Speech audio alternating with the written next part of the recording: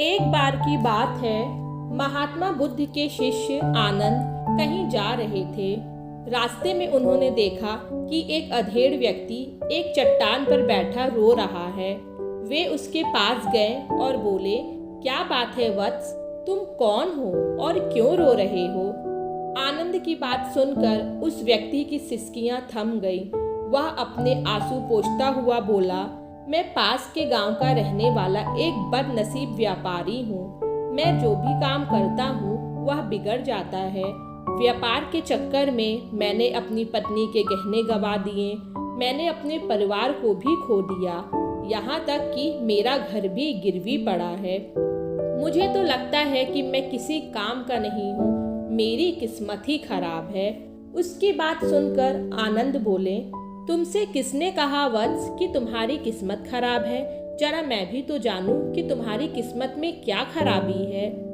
वह व्यक्ति बोला, पहले मैं खेती करता था, पर हर साल उसमें घाटा होता था। कभी सूखा पड़ जाता तो कभी ज़्यादा बारिश के कारण फसल बर्बाद हो जाती। इससे परेशान होकर मैंने व्यापार करने का निश्चय किया। मैंने पत्नी के गहने बेचकर अपना व्यापार शुरू किया, लेकिन मेरा व्यापार नहीं चला। शुरू में परिवार वालों ने मेरा साथ दिया, लेकिन जैसे जैसे मुझे नुकसान होने लगा, मेरे परिवार वाले भी मुझसे दूर हो गए। मैं यह सब उनके लिए ही कर रहा था, लेकिन अब वे लोग मुझे देखकर नजरें फेर लेते हैं और मुझे ही मेरे परिवार की दुर्दशा का जिम्मेदार ठहराते हैं। उस व्यक्ति ने एक लंबी सी सांस ली और फिर बोला, मेरा एक मित्र है, उसने भी मेरे साथ अपना व्यापार शुरू किया था। उसका व्यापार अच्छा चल रहा है। वह जब भी मेरे घर आता है तो अपनी सफलता की कहानियां सुनाता है। उसकी बातें सुनकर मेरे घर वाले भी कहते हैं कि उसे देख और कुछ सीख। हमें तो लगता है कि तेरे बस का कुछ भी नहीं है। उन लोगों की बातें सुन सुनकर अब तो मुझे भी लगने लगा है कि शायद मेरे बस का कुछ भी नहीं है। अब तो मुझे अपना जीवन ही व्यर्थ लगने लगा है। मेरे मन में ख्याल आता है कि अपना जीवन समाप्त कर लूं। मैं यहाँ आया भी इसी इरादे से था, लेकिन हिम्मत नहीं कर पाया, इसलिए यहाँ एकांत में बैठा विलाप कर रहा था। आनंद बोले, ओह, तो ये बात है। वैसे क्या तुम इसके अलावा कुछ और भी कहना चाहते हो? उनकी बात सुनकर वह व्यक्ति बोला, एक ओर मेरा हर काम खराब हो जाता है और दूसरी ओर मेरा मित्र है जो हर समय मुझे नीचा दिखाने का प्रयत्न करता रहता है। मुझे समझ में ही नहीं आता है कि मैं क्या करूं। आनंद बोले, क्या तुम अपने मित्र की बातें सुनकर दुखी हो जाते हो? हाँ, मैं उसकी बातें सुनकर स्वयं दुखी हो जाता हूँ, उस व्यक्ति ने जवाब दिया। आनंद ने पूछा, तुम्हें किस बात का दुख होता है, अपने असफल होने का या फिर मित्र के सफल होने का? उनका सवाल सुनकर वह व्यक्ति एक पल के लिए सोच में पड़ गया। फिर वह बोला, अगर सच कहूँ तो मुझे अपने असफल होने का उतना दुख नहीं होता है जितना कि मित्र के सफल होने का होता है। अर्थात यदि तुम्हारा मित्र असफल हो जाए तो तुम्हें खुशी होगी? आनंद ने प्रश्न किया। वह व्यक्ति बोला, हाँ, मुझे बहुत खुशी होगी। इसका मतलब है कि तुम्हारी खुशी तुम्हारे मित्र पर निर्भर है। आनंद बोले, अगर वह चाहे तो तुम्हें खुश कर सकता है और अगर वह चाहे तो तुम्हें दुखी कर सकता है। तुम स्वयं से ना तो खुश हो सकते हो और ना ही दुखी हो सकते हो। अर्थात तुम अपने मित्र के गुलाम हो गए हो, इसलिए तुम्हारा कुछ नहीं हो सकता। ऐसा ना कहे महात्मन, उस व्यक्ति ने हाथ जोड़ दिए। आपकी बातें सुनकर मुझे कुछ आशा बंध रही है। आनंद बोले, जब हम किसी से आशा बांध लेते हैं तो उस पर निर्भर हो जाते हैं। ऐसे में हमारी खुशी और दुख भी उस पर निर्भर करने लगता है। इससे बेहतर है कि तुम अपने आप से आशा बांधो। जब तुम ऐसा करोगे, साथ ही पूरे ही जतन से काम करोगे, तो तुम्हें सफलता अवश्य प्राप्त होगी। कहते हुए आनंद ने एक पल के लिए उस व्यक्ति की ओर देखा, फिर अपनी बात आगे बढ़ाई।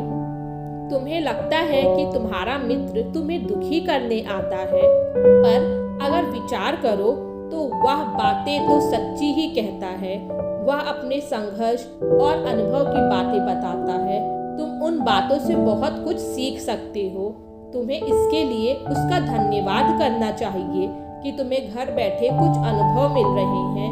तुम उन अनुभवों का लाभ उठाओ, नई शुरुआत करो, कर्म करते जाओ, हार मत मानो। एक दिन तुम्हें सफलता अवश्य मिलेगी। आज तुम जिसे अपना बुरा वक्त या बुरी किस्मत कह रहे हो, एक दिन यह बदल जाएगी। इसी के साथ तुम्हारे विचार भी बदल जाएंगे। और देखना, जब तुम्हारा अच्छा वक्त शुरू होगा, तब तुम्हारा मित्र भी तुम्हें अपनी सफलताओं की कहानियां नहीं सुनाएगा। तब वह अपनी असफलताओं की बातें बताएगा, ताकि तुम उसकी बातें सुनकर भ्रमित हो जाओ, तुम्हारा आत्मविश्वास हिल जाए और तुम गलत निर्णय ले सको। लेकिन उस समय भी तुम्हें अपनी बुद्धि का प्रयोग करना होगा। तुम्हारा मित्र जैसे आज तुम्हें दुखी करने आता है, उसी तरह उस समय भी वह तुम्हें दुखी करने आएगा, क्योंकि जिस तरह उसे दुखी देखकर तुम्हें मज़ा आता है, उसी तरह उसे भी तुम्हें दुखी देखने में उतना ही मज़ा आता है। वह व्यक्ति बोला, आपने सही कहा, लेकिन मेरा सबसे बड़ा दुख यह है कि मेरे परिवार के लोग भी इसमें शामिल हैं। वास्तव में मैं तो अपने परिवार के लिए अच्छा करना चाहता था, लेकिन वे लोग भी मेरी बात नहीं समझते हैं। वे भी मुझे गलत कहते हैं और अब तो वो मेरे साथ भी नहीं हैं। आनंद बोले, मैं सब समझ गया। तुम सांत्वना चाहते हो। वास्तव में इस दुनिया में सभी लोग सांत्वना ही चाहते हैं। हम चाहते हैं कि हम जब भी कुछ करें तो लोग हमारी प्रशंसा करें, लेकिन आमतौर पर ऐसा नहीं होता है, इसलिए हम दुखी हो जाते हैं। हमें लगता है कि हमारे परिवार, मित्र ये सब मतलबी हैं, लेकिन तुम अगर किसी को अपना परिवार मानते हो और उसके लिए कुछ करना भी चाहते हो, तो तुम्हें ऐसा क्यों लगता है कि तुम दूसरों के लिए कुछ कर रहे हो? वास्तव में तुम अपनी खुशी के लिए कर रहे हो। इसलिए परिवार के लिए कुछ करना वास्तव में अपने लिए ही करना होता है। लेकिन अगर ऐसा करते समय तुम्हें लगे कि तुम दूसरों के लिए कर रहे हो, तो तुम दुखी रहोगे, और अगर तुम्हें लगता है कि तुम अपने लिए कर रहे हो, तो तुम खुश रहोगे, क्योंकि जब तुम अपने लिए कुछ अच्छा करते हो या करना चाहते हो, तब तुम्हें सांत्वना की ज़रूरत नहीं पड़ती है। आनंद की बातें सुनकर उस व्यक्ति के चेहरे के भाव बदल गए। वह बोला, आप सही कह रहे हैं, मैं समझ गया हूँ। अब तक मेरी किस्मत खराब इसलिए थी क्योंकि वह दूसरों के हाथ में थी। अब मैं अपनी किस्मत को अपने हाथ में रखूँगा। मैं फिर से प्रयत्न करूँगा, पूरे मन से काम करूँगा, और जब तक सफलता नहीं मिल जाती, चैन से नहीं बैठूँगा। उस व्यक्ति की बात सुनकर आनंद मुस्कुराए और उसे एक छोटी सी डिबिया देते हुए बोले, इस डिबिया को हमेशा अपने पास रखना। इसमें एक ऐसा राज है जो तुम्हें बड़े से बड़े दुख से भी बाहर निकाल देगा। लेकिन इसे तभी खोलना जब तुम्हारे जीवन में कोई रास्ता ना सुझाई दे रहा हो और तुम्हें लगे कि सब व्यर्थ है, यह दुनिया व्यर्थ है और यहाँ रहना भी व्यर्थ है। उस व्यक्ति ने आनंद को धन्यवाद दिया और डिबिया को लेकर चला गया। उसने नए उत्साह के साथ फिर से अपना व्यापार आरंभ किया। उसका व्यापार चल निकला। अपनी मेहनत और लगन के बल पर वह एक बड़ा व्यापारी बन गया। परिवार वाले भी उसके साथ आ गए और उसका जीवन हंसी खुशी बीतने लगा। अब वह भूतकाल का रोना छोड़ चुका था। वह भविष्य काल की भी चिंता नहीं करता था, बस अपने वर्तमान को संवारने में लगा रहता था। और जो कुछ भी वह करता था वह अपने लिए करता था, अपनों के लिए करता था, इसलिए वह प्रसन्न था। उसके जीवन में अब कोई दुख नहीं था। लेकिन वक्त हमेशा एक जैसा नहीं रहता है, वह बदलता रहता है। उसके जीवन में भी बदलाव आया। एक दिन उसके राज्य पर पड़ोसी राजा ने चढ़ाई कर दी।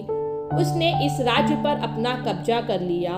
उसके सैनिकों ने चारों ओर लूटमार मचा दी। उन्होंने व्यापारी का सारा धन लूट लिया। उसके घर में आग लगा दी। जान बचाने के लिए उसे अपने परिवार के साथ वहां से भागना पड़ा। वह व्यक्ति अपने परिवार के साथ कई दिनों तक इधर उधर भटकता रहा। वह दाने दाने का मोहताज हो गया। उसका बच्चा बीमार हो गया। इलाज के अभाव में वह तड़पने लगा। यह देखकर उसका हृदय चीत्कार कर उठा। वह कैसे अपने बच्चे का इलाज कराए? उसके पास तो खाने के लिए भी पैसे नहीं थे। ऐसे में उसे एक बार फिर निराशा ने घेर लिया। उसे लगने लगा कि उसका जीवन व्यर्थ है, सारी दुनिया व्यर्थ है, किसी भी बात का कोई मतलब नहीं है। भले ही आप जीवन में कितना भी कुछ कर लो, कितनी भी सफलता हासिल कर लो, पर अंततः यही जीवन समाप्त होता है। तो फिर ऐसे में जीवित रहने का क्या फायदा? इससे तो अच्छा है कि वह अपना जीवन समाप्त कर ले। लेकिन तभी उसके दिमाग में आनंद की दी हुई डिबिया कौंध उठी। उसने उत्सुकता के साथ उसे खोला। डिबिया के भीतर एक पर्ची रखी थी। पर्ची पर कुछ लिखा हुआ था। उसे पढ़कर उसकी आंखों के आगे छाया निराश का अंधेरा छट गया और वह मुस्कुरा पड़ा। पर्ची पर लिखा हुआ था, यह समय भी बीत जाएगा। उसने डिबिया को अपनी मुट्ठी में भींच लिया और एक नई शुरुआत के लिए उठ खड़ा हुआ।